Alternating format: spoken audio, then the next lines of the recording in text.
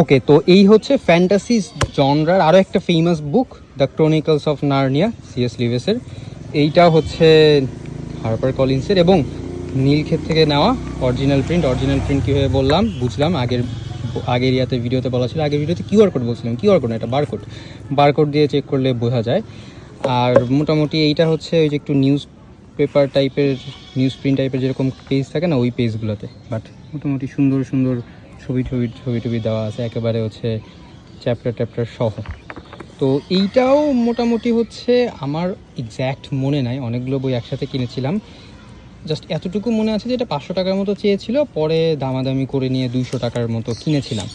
তো এটা বেশ আগের একটু কথা, এটা বেশ আগেই কিনেছি। তো মোটামুটি হচ্ছে এই হচ্ছে দ্য ক্রনিকলস অফ নার্নিয়া। যদি এগুলো একটু দেখাই দিই, নিজে content: the magician, the lion, the witch and the wardrobe, the horse and his boys, prince Caspian, the voyage of the dawn treader, the silver chair, the last battle.